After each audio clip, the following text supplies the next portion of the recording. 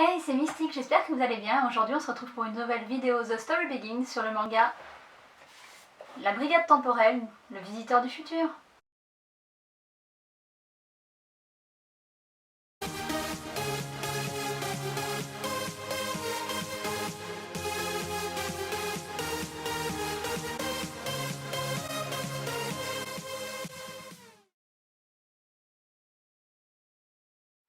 La Brigade Temporelle, c'est un manga français publié aux éditions Ankama. Je pense qu'on pourrait le classer dans la catégorie shonen.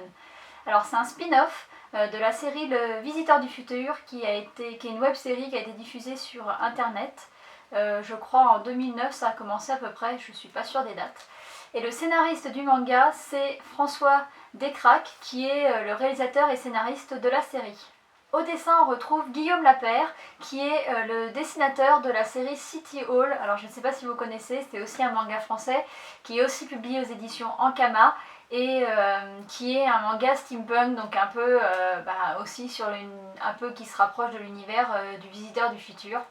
Enfin, l'histoire n'est pas du tout pareille, hein, mais bon, l'univers steampunk, je ne sais pas si vous connaissez, c'est un univers que j'adore.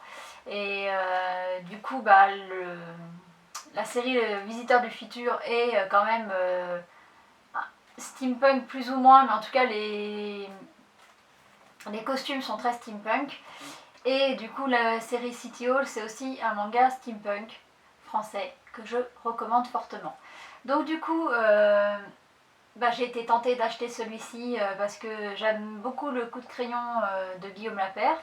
Et vraiment, on retrouve vraiment beaucoup dans ce manga sa touche personnelle.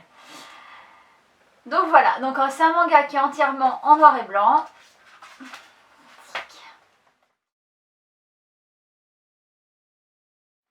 Et il a été publié en juillet 2016 et pour l'instant il n'y a qu'un tome en cours, il n'y a pas de date pour le tome 2 comme souvent avec les mangas français. Donc voilà, l'histoire du manga au tout début c'est deux petites histoires différentes. La première, ça commence à Londres en juin 1940. C'est le jour de l'appel du général de Gaulle pour la résistance française. Et on se doute qu'il y a un homme qui a envie que cet appel ne se fasse pas.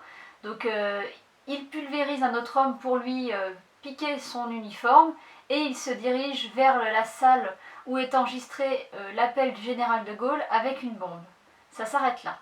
La deuxième petite histoire, c'est l'héroïne du manga qu'on découvre qui s'appelle Louise. Elle est serveuse dans un bar et ça commence par une altercation avec un client qui l'insulte et on voit tout de suite qu'elle a un fort caractère, un caractère bien trempé parce qu'elle lui répond et ça va jusqu'à ce qu'il se tape dessus et le patron du bar est obligé d'intervenir pour arrêter la dispute. Donc le patron la convoque dans son bureau et lui demande en fait de reconnaître ses torts et comme elle refuse, il la licencie. Elle prend donc sa voiture, elle est bouleversée, elle est en larmes, elle appelle sa mère pour lui dire qu'il va falloir qu'elle revienne habiter chez elle, etc. Et elle n'est pas du tout à sa conduite, et du coup elle a un accident de voiture. Elle va percuter de plein fouet un camion. Heureusement pour l'histoire, il y a deux personnages qui interviennent, ça s'appelle Matteo et Michel, et ils créent une espèce de bulle temporelle qui leur permet en fait de soustraire le corps de Louise et de le remplacer par un cadavre inconnu, et ainsi lui sauve la vie. Louise se réveille du coup dans un lieu inconnu, elle est enfermée dans une espèce de petite pièce avec une autre fille qui est dans la même situation qu'elle, et elles vont rencontrer Constance qui va leur expliquer où elles sont, et donc elles se trouvent à la brigade temporelle. Donc il n'y a pas vraiment de lieu et d'époque définie, c'est un petit peu un endroit hors du temps on va dire. Et Constance est la chef de la brigade temporelle et elle leur dit que Icare, donc on ne sait pas qui est Icare mais en tout cas, a décidé qu'elle pouvait être recrutée pour faire partie de la brigade temporelle. Louise, avec son fort caractère, refuse en fait d'intégrer la brigade et grâce à son agilité, elle va réussir à un moment à subtiliser le passe de quelqu'un pour réussir à s'échapper. Seulement, l'endroit où il se trouve, c'est pas un immeuble ou une maison. Et donc, pour trouver la sortie, en fait, elle vadrouille dans les lieux et elle se retrouve à se faire projeter à Londres en 1940, là où le premier personnage a décidé d'empêcher le discours du général de Gaulle. Et donc j'arrête là mon résumé pour ne pas vous spoiler parce que c'est là que ça devient intéressant. Et voilà. Donc en ce qui concerne mon avis, comme je l'ai dit au début, vraiment de retrouver le coup de crayon de Guillaume Lapeyre, moi j'étais trop contente, enfin, j'adore les dessins, je trouve qu'ils sont très très beaux. Les décors sont faits par quelqu'un d'autre, alors hop, je vais le citer quand même, qui est Alexandre Desmacias. Donc voilà, mais en tout cas les personnages, on reconnaît vraiment le coup de crayon de Guillaume Lapeyre et les décors sont beaux aussi, hein, ça n'enlève rien au décor, mais voilà, moi j'étais très contente de retrouver ce coup de crayon. Je trouve que l'histoire est intéressante, on a envie d'en savoir plus. J'aime, l'univers me séduit, le fait que ça soit des voyages dans le temps, etc.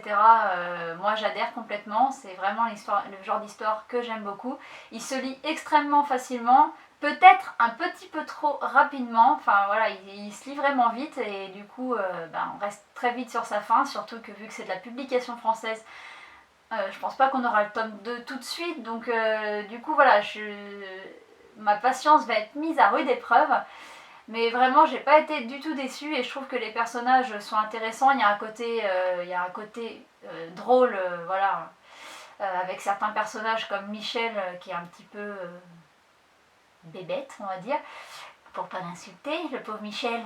Mais ouais, il y a des personnages attachants et puis j'aime bien ce côté femme forte. Voilà, la chef de la brigade temporelle, c'est une femme. Là, Louise, elle a un caractère bien trempé. Et moi, j'aime bien ce genre de personnage féminin qui... Il y en a de plus en plus, hein, mais qui sortent un peu des clichés de la fille douce et soumise, voilà, des mangas. J'ai trouvé que vraiment, il m'a séduit ce manga et c'est un coup de cœur, quoi. J'ai vraiment beaucoup aimé. Donc je vous invite fortement à le découvrir. En plus, il n'est pas très cher, enfin, il est à 7,95 €, donc c'est dans la moyenne haute des mangas, on va dire. C'est pas le manga à 6 €. Mais comparé au City Hall, ils étaient plus chers, mais ils étaient plus longs. Mais voilà, non, il n'est pas quand même pas très cher et ouais, non, je vous conseille vraiment de le lire. Moi, parce que moi j'ai beaucoup aimé.